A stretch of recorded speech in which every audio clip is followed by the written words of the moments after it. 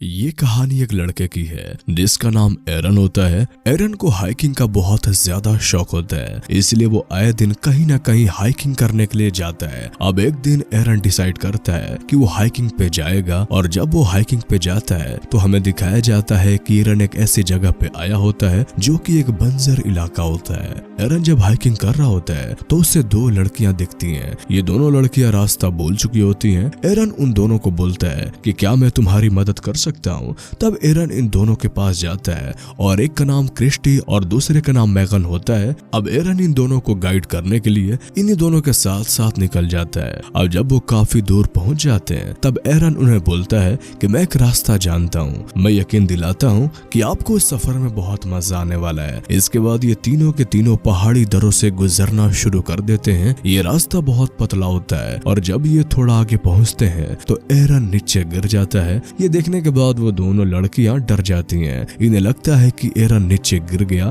तभी एरन नीचे से आवाज लगाता है। नीचे बहुत सारा पानी होता है। एरन इन दोनों को भी नीचे कूदने के लिए बोलता है, और वो दोनों एरन की बात मानकर नीचे कूद जाती हैं, और ऐसा करते हुए इन दोनों को बहुत मजा आता है। इसके बाद ये काफी देर तक उस पानी में एंजॉय करते हैं। वहां से निकलने के बाद अब एरन को हाइकिंग के लिए जाना होता है, और क्रिस्टी और मैगन को अपने घर जाना होता है। एरन उन्हें बोलता है कि क्या हम दोबारा मिलेंगे। मैगन बोलती है कि कल रात हमारे घर पार्टी है और तुम भी आ सकते हो। इसके बाद एरन वहां से निकल जाता है। एरन जब पहाड़ी दरों से आगे बढ़ रहा होता है और उसे पूरी हाइकिंग को एंजॉय कर रहा होता है। अब जिस रास्ते से एरन गुजर रहा होता है वो पहाड़ी रास्ते काफी पतले और ऊंचे होते हैं। वहीं पर एक पत्थर होता है जिसका एरन सहारा लेता है, और उस पत्थर के सहारे वो आगे बढ़ने की कोशिश करता है।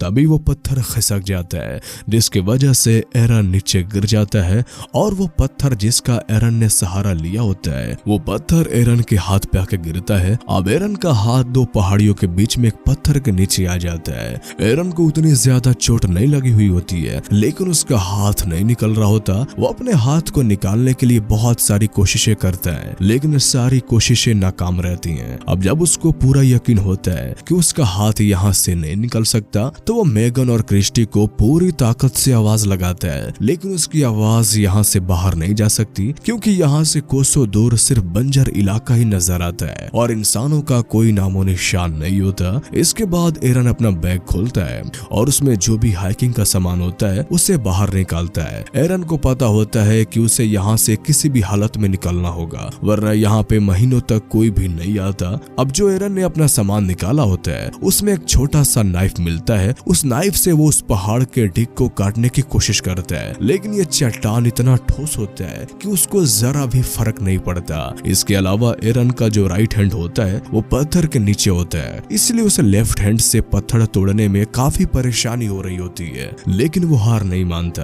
और पत्थर को तोड़ने की कोशिश जारी रखता है। इसी दौरान एरन के हाथ से वो नाइफ नीचे गिर जाती है, इसलिए वो उस नाइफ को अपने हाथ से नहीं उठा सकता क्योंकि वो उससे दूर होता है। लेकिन एक लकड़ी की मदद से एरन उस नाइफ को अपनी तरफ खींच लेता है और फिर से अपना काम जारी रखता है। पत्थर को काटते काटते उसके नाइफ की धार भी पूरी तरह से चली जाती है और वो उस काम में पूरी तरह से नाकाम रहता है। अब इसके बाद रात हो जाती है। एरन को कुछ भी पता नहीं होता कि वो यहाँ से कैसे निकल सकता है, लेकिन वो फिर भी अपनी कोशिश जारी रखता है। इसके बाद सुबह होती है और एरन को यहाँ पर फंसे हुए 25 घंटे हो चुके होते हैं, लेकिन अभी तक उसे यहाँ से निकलने का कोई रास्ता नहीं मिला होता। इसके बाद वो अपने कैमरे को ऑन करता है और जो कुछ भी इन 25 घंटों में उसके साथ हुआ होता है वो सब रिकॉर्ड करता है। वो बोलता है कि मैं पिछले 25 घंटों से यहाँ पे फंसा हूँ और किसी को भी नहीं पता होता है कि मैं यहाँ पे आया हूँ। असल में एरन बिना बताए यहाँ पे आया होता है, इसलिए एरन ये जानता है कि उसके घर वाले उसे ऐसे ढूंढ नहीं सकते, क्योंकि जिस इलाके में एरन होता है वो इलाका बहुत बंजर इलाका होता है, और अगर यहाँ पे कोई भी पहुंच भी जाए तो जिस जगह पे एरन होता है वो जगह काफी ज्यादा तंग होती है, जहाँ से कोई उसकी आवाज के सिवा उसे देख नहीं सकता। एरन रिकॉर्डिंग करते वक्त बोलता है कि उसके पास खाना भी बहुत कम है और उसके पास पानी भी 400 से 500 ml है। अब उसी दौरान जब एरन रिकॉर्डिंग कर रहा होता है तब उसे लगता है कि कोई ऊपर है। वो जोर जोर से चिल्लाने लगता है, लेकिन एरन के चिल्लाने का कोई फायदा नहीं होता क्योंकि वहां पर कोई कोई नहीं होता। अब कुछ ही घंटों के बाद वापस से रात हो जाती है। इस वक्त तक एरन को को काफी ज्यादा भूख लगती है और उसके पास खाने का जो बचा हुआ सामान होता है वो उसे खाता है। तभी एरन को याद आता है कि आज रात क्रिस्टी और मेगन के घर पे पार्टी है और वो उस पार्टी को इमेजिन करना शुरू कर देता है। यहाँ पर उसे वो पल भी याद आता है जब वो सैटरडे को हाइकिंग के लिए निकल रहा होता है। उसी वक्त उसकी मॉम का भी कॉल आ रहा होता है, लेकिन वो उसे रिसीव नहीं करता और ये शायद उसकी सबसे बड़ी गलती थी। उसकी मॉम को नहीं पता होता है कि वो हाइकिंग के लिए जा रहा होता है। अगर वो अपनी मॉम का कॉल उठा लेता तो वो उसे बता देता कि वो हाइकिंग पे जा रहा होता है, लेकिन वो अपने मॉम के कॉल को नहीं उठाता। लेकिन अब किसी को पता नहीं होता कि एरन अब कहाँ है। अब तीसरे दिन एरन एक पुल्ली बनाता है। वो रस्सियों से उस पत्थर को बांधता है जो कि उसके हाथ के ऊपर होता है और रस्सी को दूसरे हिस्से से वो उस पत्थर को उठाने की कोशिश करता है, लेकिन बहुत कोशिश करने के बाद भी वो पत्थर हिलता तक नहीं है। अब इसके बाद इसी रस्सी के सहारे वो अपने पैर से बांधकर बहुत जोर से खींचने की कोशिश करता है, लेकिन इससे भी कोई काम नहीं बनता। अब तीसरे दिन एरन का भी पीने का पानी खत्म हो चुका होता है। अब जब उसे यूरिन आता है तब वो उस यूरिन को अपने बोतल में भर लेता है ताकि उसे वो पानी की जगह पी सके, क्योंकि उसे पता होता है कि अगर उसे पानी नहीं मिला तो वो मर जाएगा और अब इसे अपना ही यूरिन पीना पड़ता है। यहाँ तक आते आते वो काफी ज्यादा बोर हो जाता है। एरन के पास अब करने के लिए कुछ भी नहीं होता, इसीलिए वो हर छोटी छोटी चीजों को नोट करता है। उसे जब भूख लगती है तो वो छोटे छोटे इंसेक्ट्स को खाता है, लेकिन इसके लिए भी उसे वेट करना पड़ता है क्योंकि वो तब तक इंसेक्ट नहीं खा सकता जब तक वो उसके करीब ना आ जाए। अब इन 3 दिनों के अंदर एरन भूख प्यास से और इस माहौल से बहुत ज्यादा परेशान हो जाता है और अब वो डिसाइड करता है कि वो अपने हाथ को काटेगा। इसके बाद वो अपने हाथ को ऊपर से अच्छे से बांध लेता है और वो उसे काटने की कोशिश करता है, लेकिन उसके नाइफ की धार बिल्कुल भी नहीं होती, जिसके वजह से उसकी पतली सी स्किन भी नहीं कटती। इस चीज से एरन काफी ज्यादा परेशान हो जाता है और उसमें बोलता है कि कभी भी चाइना की सस्ती चीजें नहीं खरीदनी चाहिए, ये किसी काम की नहीं होती। अब इस तरह से एक और दिन भी खत्म हो जाता है और रात हो जाती है। एरन को अपनी फैमिली और उसके दोस्त बहुत ज्यादा याद आ रहे होते हैं। अब वो उनको याद कर रहा होता है, तभी आसमान में बादल घिरते हैं और बहुत जोर से बारिश होना शुरू हो जाती है और इस चीज का फायदा उठाते हुए एरन अपनी बोतल में पानी भर लेता है, लेकिन पानी उन पहाड़ी दरों में आना शुरू हो जाता है जहां पर एरन फंसा हुआ होता है और अब धीरे धीरे पानी का लेवल बढ़ता जाता है और एरन उसमें डूबना शुरू हो जाता है क्योंकि पानी में ग्रेविटी बहुत कम होती है, इसलिए हम उससे भारी से भारी चीज उठा सकते हैं। और एरन अब अपनी पानी के अंदर जाकर उस पत्थर को उठाने की कोशिश करता है और बहुत मुश्किलों के बाद एरन उस पत्थर को उठा लेता है और उसका हाथ वहां से निकल जाता है।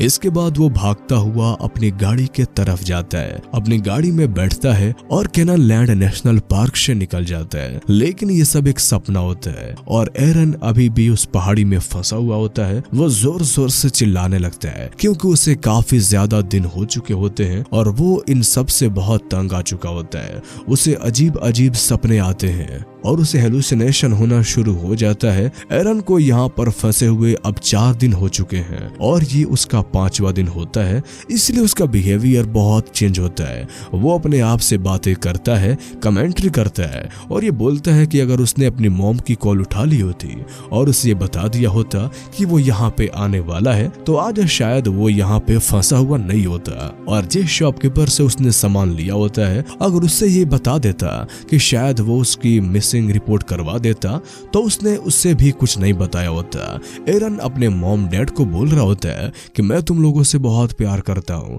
क्योंकि यहाँ तक आते आते एरन की उम्मीदें अब सब खत्म हो चुकी होती हैं क्योंकि वो भूखा होता है, वो प्यासा होता है, वो दिन ब दिन कमजोर होता जा रहा होता है। अब एरन एक बार फिर से अपने हाथ को बांधता है। वो चाकू जिसकी धार पूरी तरह से खत्म हो चुकी है, इस बार वो उससे अपने हाथ को काटने की कोशिश नहीं करता बल्कि उस चाकू की फ्रंट साइड को अपनी स्किन के अंदर गाड़ देता है और चाकू उसकी हड्डी तक टच हो जाती है जिससे उसका खून बहना शुरू हो जाता है। लेकिन उसके आगे एरन कुछ नहीं कर पाता। एरन अब बहुत ज्यादा कमजोर हो चुका होता है। एरन कहता है कि शायद ये पत्थर पूरी जिंदगी मेरा इंतजार कर रहा था, मेरी डेस्टिनी शायद यही है। इसके बाद वो चट्टान पर रेस्ट इन पीस लिखता है और अपने डेट ऑफ बर्थ भी लिखता है क्योंकि अब एरन ने यकीन कर लिया होता है कि अब वो यहाँ से जिंदा नहीं निकल सकता।